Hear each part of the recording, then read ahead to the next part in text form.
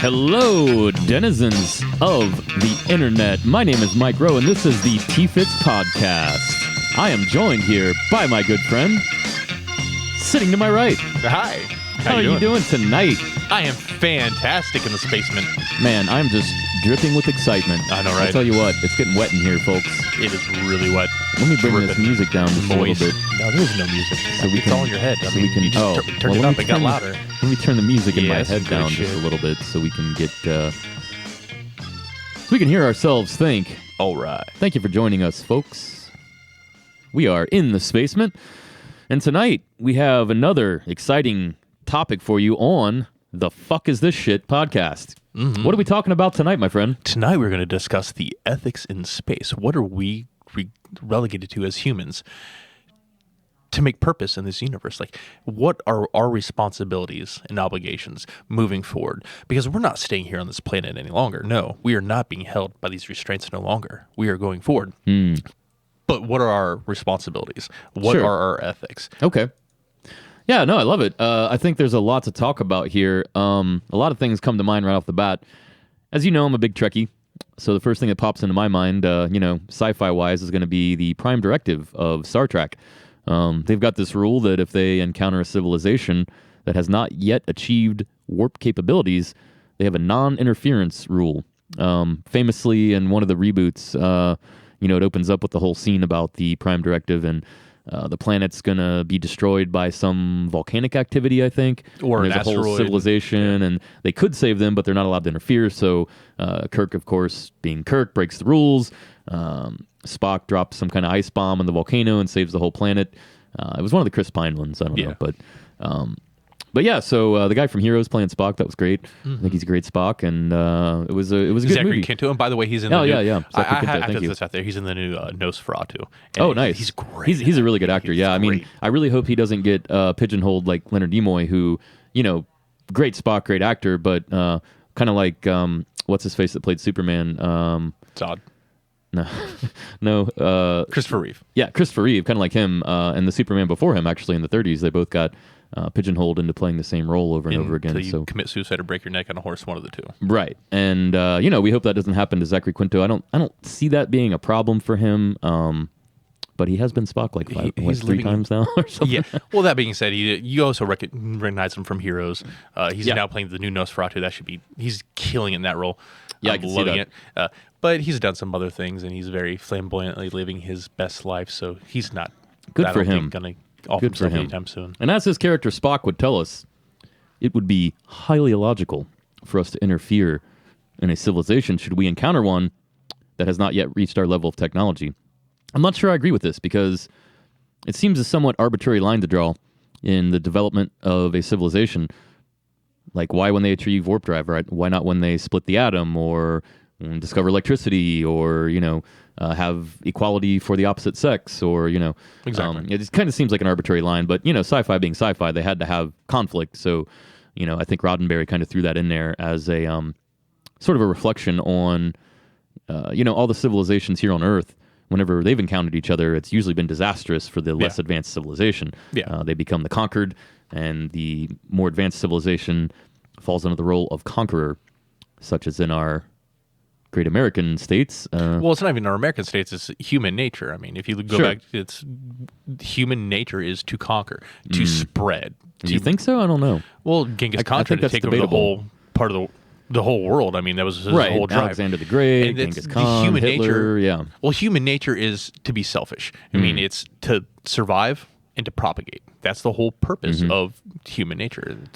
I want to have the producer drop in a sample from Agent Smith on The Matrix right here. Like, I can smell your stench. The only other organism that propagates itself like humans is a virus. And he's absolutely correct, because that's the whole purpose, is to survive, to even down to our biology, is to propagate your lineage. I mean, the male penis is shaped the way it is in order to pull out the semen from you've got that reverse barb action going on. And so that's the whole purpose, like down to our biology. Our biology is to survive, to propagate, to go forward. And to screw over the other guy in the process. Well, not even necessarily to screw over the other guy, it's just that is the to evolutionary be the one. Biology of the situation, really, is, So that's why, you always want to be like the last in line, not the first in line. But there's been a stigma to say, hey, no, you want to be first in line by the people who are Well, in that was the back of the line. propagated by us guys in the back of the line. Yeah, exactly. So we could propagate our DNA. Exactly. Speaking as a antinatalist myself, I do not propagate the species, and with 7.5 billion of us on the planet, I see no reason to.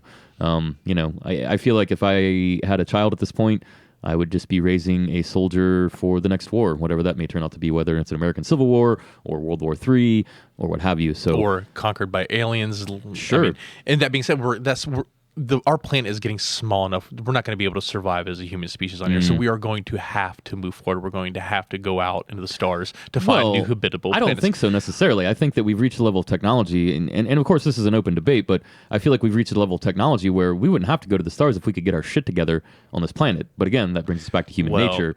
And, how do you tell people not to have kids? How do you tell people not to use resources? Well, at that point, you're coming back into using resources and then staying on the planet. That's going to happen. But at the same time, there are things that we cannot avoid. We cannot avoid an asteroid. At some point in time, the rule I think we have the probability technology to do that now, though. I don't think we could fly out there and put rockets on it and push it out of the way if we see it early enough. Well, what if you get one of these mega asteroids that are the size of Jupiter come slamming at Earth? Well, we're not, if it was the size of Jupiter, we're done anyways. Exactly. Yeah, There's nothing that we can do. But you're talking we about have like a rogue asteroid, and like there from are another those solar out there. system. Yeah, and they there's come none in all the our time. solar system the size of Jupiter, but not the size of Jupiter. No, but there are some that are there are definitely rogue planets. Yeah, rogue planets are a thing now, and there are they've been rogue proven. planets, Yeah, and there are asteroids that are larger than some continents. and famously, we a lot of astronomers, and not just conspiracy theorists or anything, and I'm not talking about Zechariah Sitchin or anything here, but even top astronomers now are saying that there is a planet X because of the variations in the paths of Pluto and Neptune and their moons. There has to be another large body out there that we're not seeing. It's just so far away and so dark that our telescopes aren't able to pick it up, but it's definitely out there. Yeah. And so us as a human species has to deviate from living on this planet. We have to go into the stars and live on another planet, whether it be like on a starship. But generational starship, yeah. But the best option would be to live on another planet, find something that is close to what we have of course, here. yeah. And something close enough that, we could terraform it to our particular requirements of air and water and all that, sure. And in doing that, we're going to have to go out and explore. So our earthly explorers had duties and responsibilities that they had to abide by here, whether it be some code of ethics amongst themselves or something that was placed on them by a governing agency. We're going to need these moving forward as we go into space because chances are we are going to encounter some form of alien life, whether it be, some humanoid figure that is not likely to happen or some other... Well, even just bacteria. I mean, just finding bacteria on another planet would blow the doors open on everything else that we've known so far because it would basically be an indicator that life is common in the universe, which is something I kind of think is true. I mean, the universe is very harsh in places, but the building blocks for life are everywhere. The amino acids, the carbon necessary, water is much more plentiful than we previously believed. They're finding water on Mars and the asteroid belt, on the moons of Saturn and Jupiter. So I think that it's not as bad out there or harsh out there for life as we think. Well, for carbon life forms, but not necessarily for sulfur life forms. Carbon or might not be the only base. Exactly. Yeah, and knowing chemistry as well as we do, we have to say at this point that there could easily be silicon-based life forms or sulfur-based life forms or something other than carbon. Carbon just happens to be what proliferate on this planet due to its easy combinable nature with all the other. It has a shape that makes it very easy to combine with other molecules and create cool things. Very like symbiotic with humans and stuff. But anyway, let's circle back around to the subject at hand. So now, if we find these microscopic life forms, these cellular things, like what are we obligated to do, and who's obligated to do it? So, is it for the greater good of the people, and should we manipulate them to try to find research to cure diseases like cancer or HIV? Or absolutely, yeah. No, I think that's a moral imperative. But at the same time, we have to try not to spoil whatever pristine environment that we've entered into because there might be irreversible consequences to that. For example, a quick example. A couple years ago, maybe 2012, 2013, Russians drilled into an underground lake in Antarctica, and it hadn't been pierced in something like 2 million years, they think. So there's microbes down there that have never interacted with the outside world, and they got right to where they were about to break into the lake, and they stopped, and they had to think about sort of the scientific method of this, like how are we going to not contaminate this lake? What are we going to introduce exactly. and get what we need without Right. And I'm not sure exactly what the solution was. I think Russians being Russians, they were like, drill the hole, comrade, and just went in there anyways. But I think there was some we were kind told about it at all, honestly. Well, they had to brag about it because it was the deepest anyone had ever drilled in Antarctica before. So look how big our drill is, comrades. Russian propaganda machine must tell the world about this. But so then America, of course, had to drill a deeper hole because we're America. But I think we put some kind of sleeve over the drill. It's like a drill condom, you gotta protect your sleeve. Yeah. So and it was as sanitized as could be in the conditions, but we still probably polluted the pristine lake under Antarctica. And then how can you trust the results that you pull out then? I mean, that's how you really can. Right. Well, and the key there is repeatability and verifying the results across multiple samples, and hoping for the best. But, that being said, it would be a very similar situation on, say, Io or Europa or, one of those moons that is so close to Jupiter or Saturn that they have inner heat from gravitational flexing, okay? So as the planet, spins around this huge gravity well, it's being heated up internally, which makes us think that there might be underwater seas on Europa, for example. Yeah. And they've caught sprays of water coming up through the cracks as a really thick ice shield. So it could be a similar situation if we ever landed there. We're going to drill down here, but we don't know what's underneath. So, and that being said, I don't know how well we can really trust what's underneath to be from this galaxy or this universe per se. Because, for example, like I just read about our moon. Mm-hmm. They're saying it has Luna? like 480 quadrillion tons of metal, a solid mass in the center of it that they've just found that they. You mean like heavy metal, dude? Like heavy metal. Like this asteroid came and just pierced our moon so bad, but it didn't break through, settled in the center, and that's where our moon's center of gravity comes from now. Or our moon could be a giant alien base that was constructed so they could observe us as we evolve. Exactly. Or it could be a giant time machine. And they're just observing us from this time machine. Because in reality, I mean, if a time machine has ever existed, it's always existed. So that's what you have to hide it in plain sight. Where else? Sure.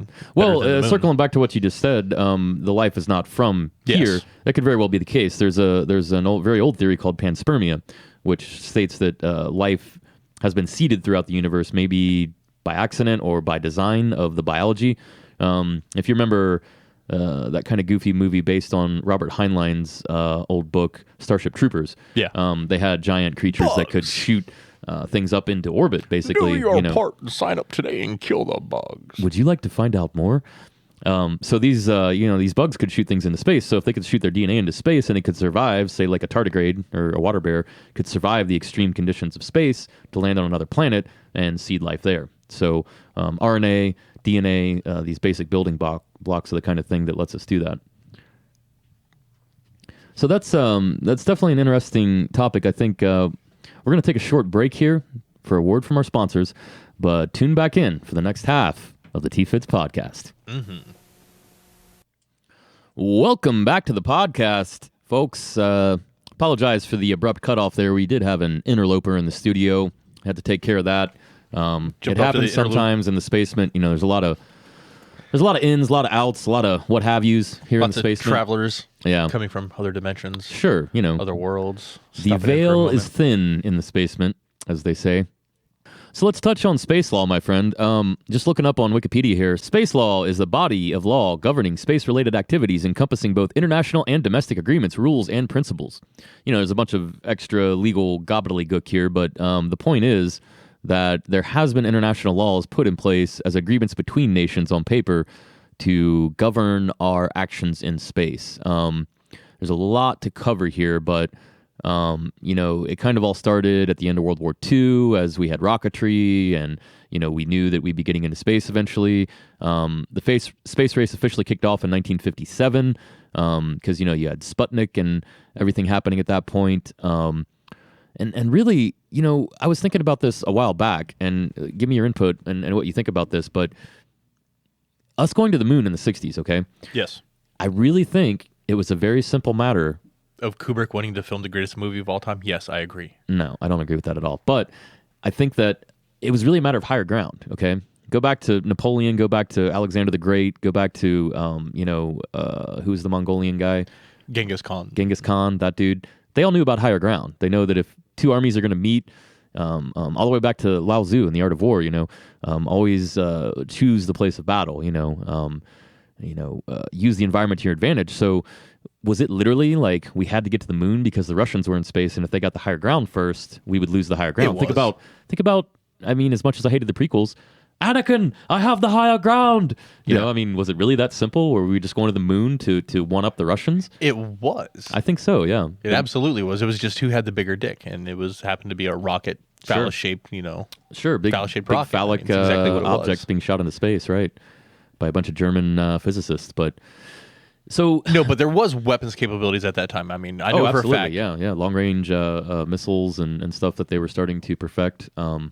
You know, by Well, the even time then- we heard about intercontinental ballistic missiles, they'd probably already been around for a little while. Oh, you know, absolutely. as top secret items. So And that being said, being able to have that edge in space, being able to be the first ones there, whether it's publicly known or not publicly known, sure. is a gigantic advantage. Right. And so going to the moon was absolutely, we had to be there first. We Well, had and the Russians did something. What was it in the 80s or 90s? They took a submarine down to the North Pole under Yeah. the ice cap and put a titanium Russian flag there. You're like, we own this. And Yeah. yeah. No, you don't. Well, and when it came up in some diplomatic discussions, the American ambassador, you know, called it silly or something, and the Russians Yes. were like, "Oh, you mean like the flag you planted on the moon?" So, you know, Well, that being said, the flag of the moon has ostensibly faded away. It's just a white flag now. sure, It's yeah, not the an sun American and flag. radiation and stuff out But there. is it still the American flag that we planted, or is it a white flag now? Oh, so do we surrender now? Exactly. Did we surrender the moon, I don't know. That would be interesting to see the court discussions on that. or but- would it be, So it's something I want to bring up here, and it might take us down a little bit of a rabbit hole, but all of this for me goes back to a book that came out in 1966 by one of my favorite sci-fi authors, Robert A. Heinlein, who I've already mentioned once in this show. So he's obviously one of my favorite authors. But this is a totally different book. This one's called The Moon is a Harsh Mistress. Yeah. And in this book, which for me is basically has a roadmap to revolution. I mean, they actually do a revolution in the book, and it breaks down like how to compartmentalize information and how to keep groups, you know, from having tattling on each other or spilling information that you don't want spilled.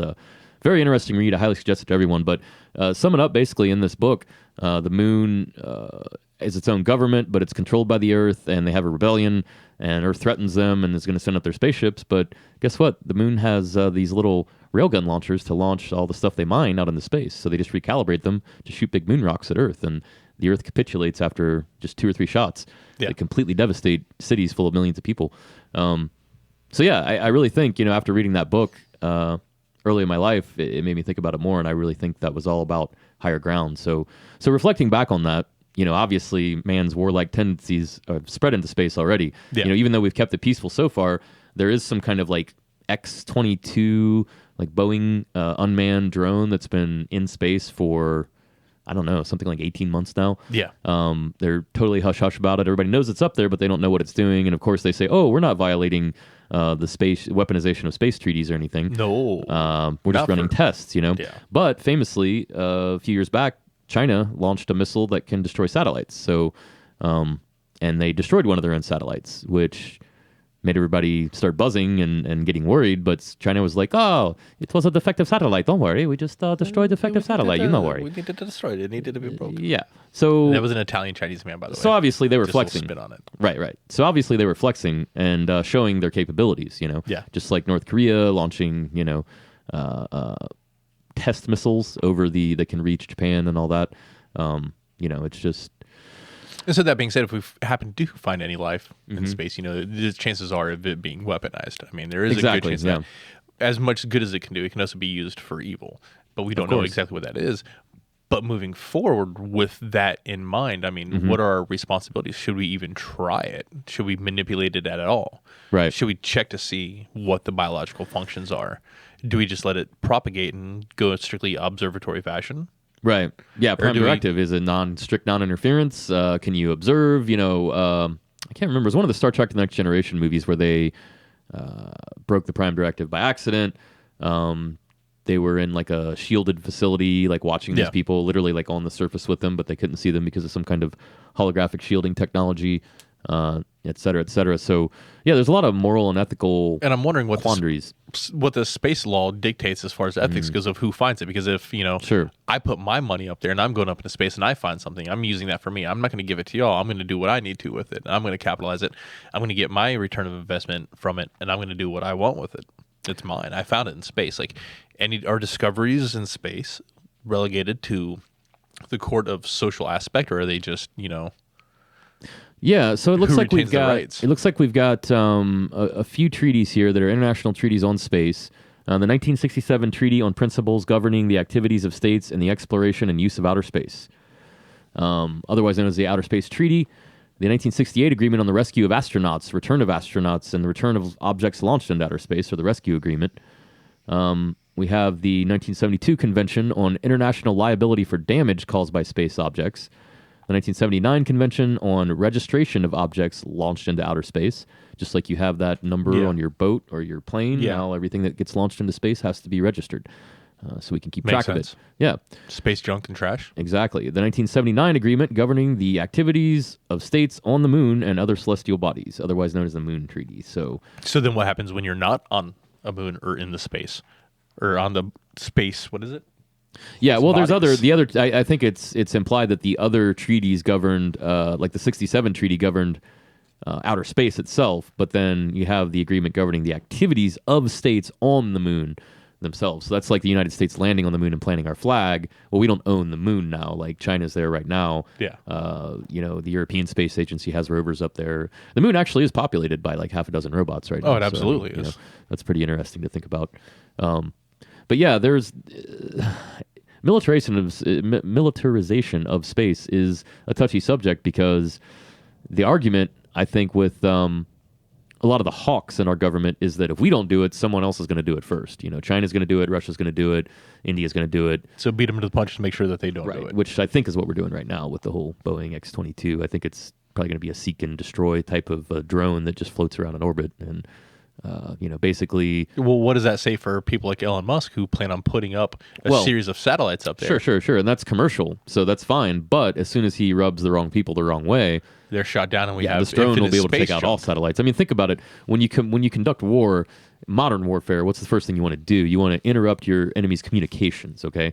Or you want to falsify their communications in some way, make them think they're still communicating would be even better, but actually have them cut off. So in modern time, what would that be? We'd have to destroy satellites. So I think this thing Boeing or Lockheed Martin or whoever has up in orbit right now, they're testing with the Air Force is like a seek and destroy satellite destruction drone, basically. Oh, is what absolutely. it is. So, and whoever else happens to be up there. So we're already militarizing space, which is kind of sad, but really predictable when it comes to human beings. Am I right? Yeah. But what are our ethics versus that to doing it to the life forms that we happen to find, whether they be? Well, because let's look back at our history. find- Columbus and the Native Americans. Was one of the biggest ones. There was actually something But I do was we reading. accept it?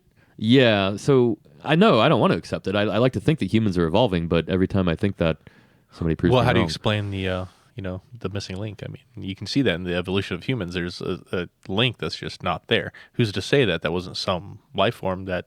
Oh, sure. Well, if you take into account that probably like 1 in 10 million living things even get fossilized, and then we only find like 1 in 10 million of those fossils, and there's probably all kinds of things we haven't seen yet.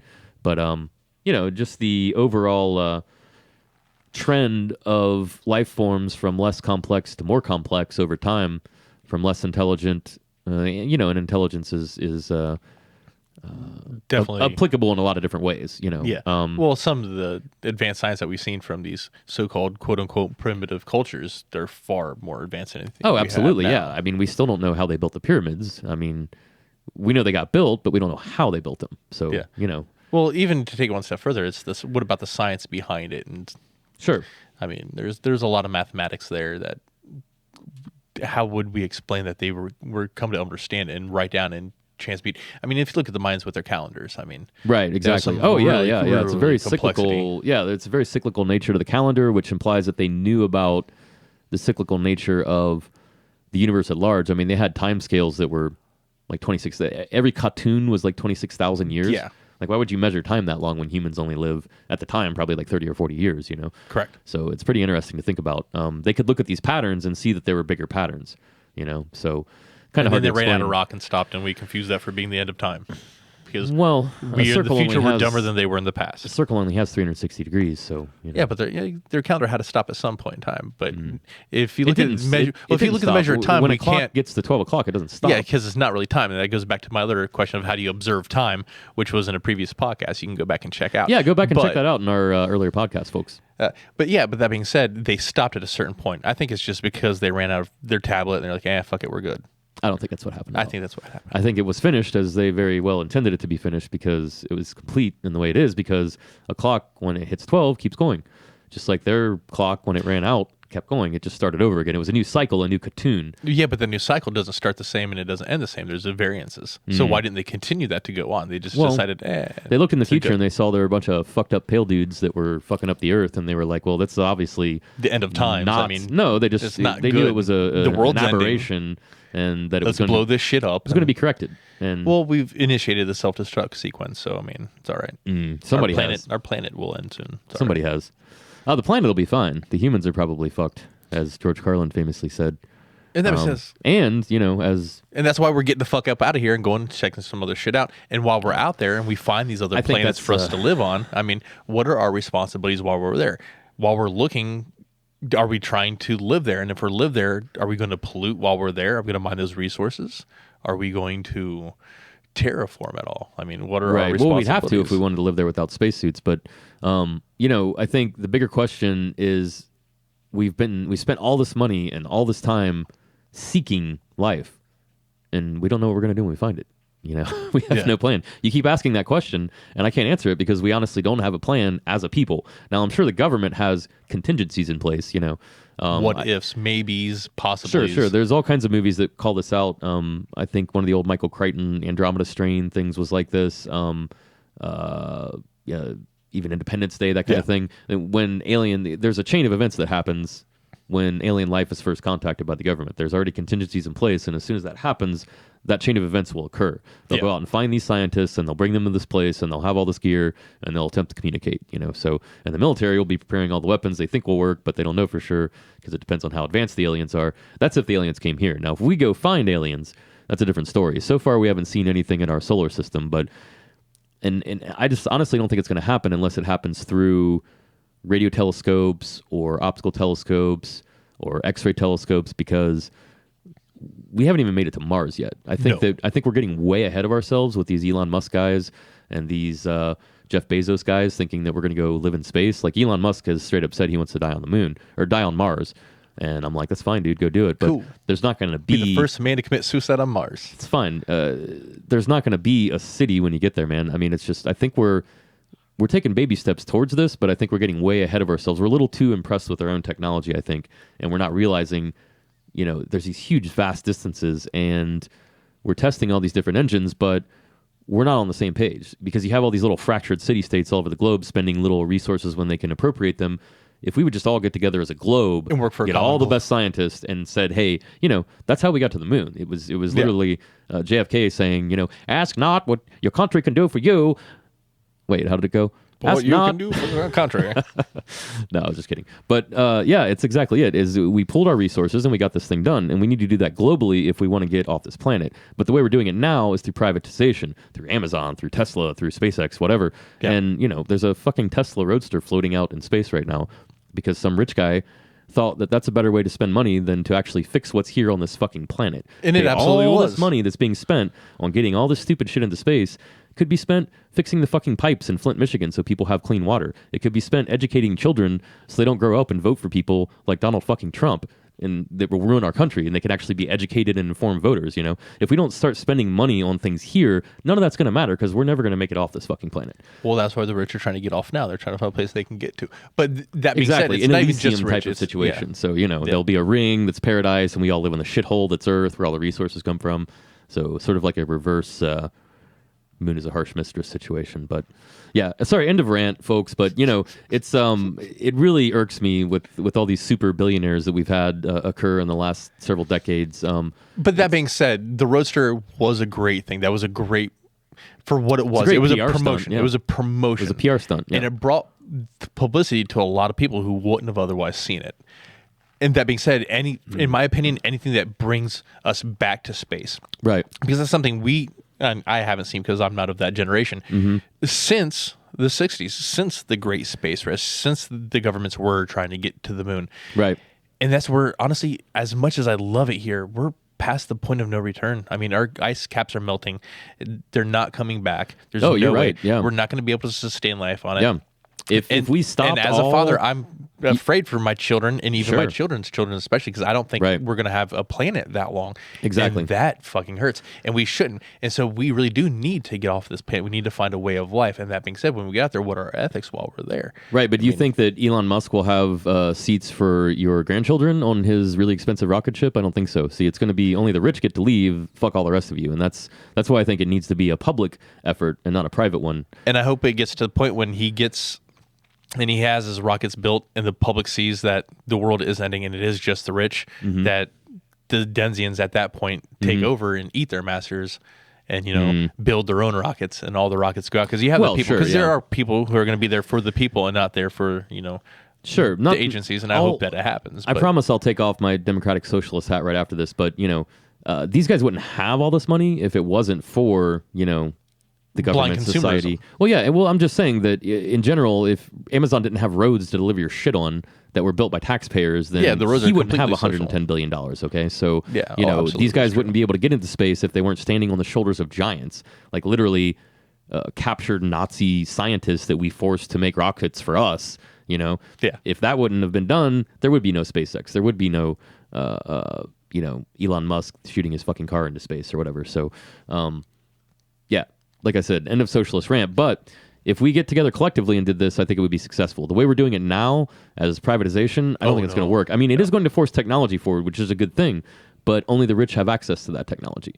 And on the state level, we're cutting budgets. We're not funding more money into things unless some deranged lunatic thinks that we're going to have a space force or whatever. Well, but honestly, I think that the privatization of the market is actually kind of a good thing in terms of the space race because it's going to force the governments to release their technology because we'd be foolish to think that they don't have anything that doesn't blow what the private companies have out of the water.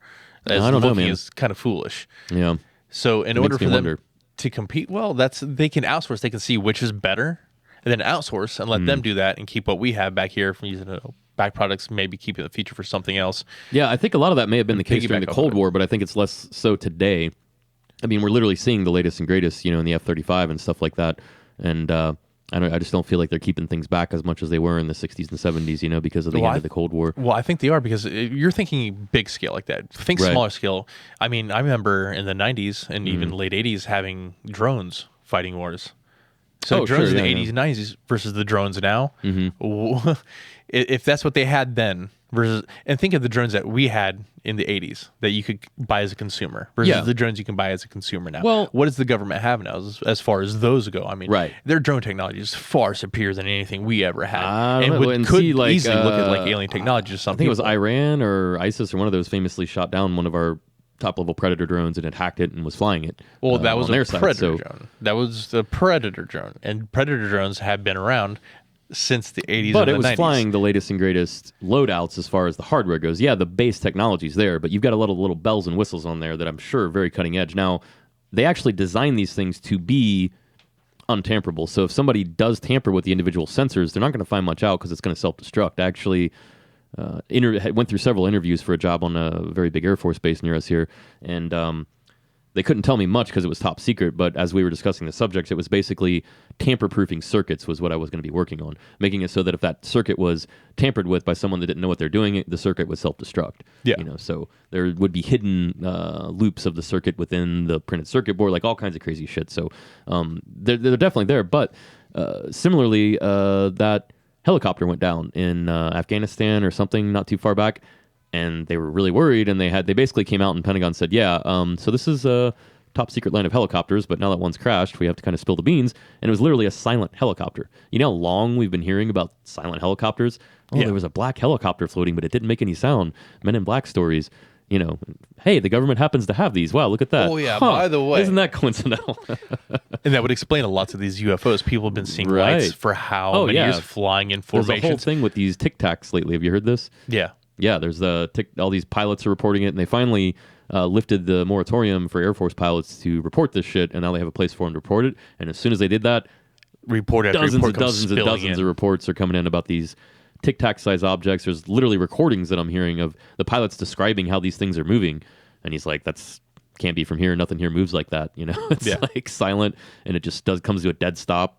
after moving like 10,000 meters a second or something. So, Yeah, and then takes off at a 90-degree angle and repeats these formations. But it's not just one; it'll be several because one will go meet up with the other ones, and they do these larger formations. Yeah, it's pretty crazy. So anyway, back to the subject at hand, folks. What are our ethics when we go into space? Should we be messing with aliens? Should we be spoiling these environments? Should we terraform a planet? Like, what if we landed somewhere and we started terraforming a planet, and then we realized there are living things there. They're just really deep underground, and we're fucking up their environment.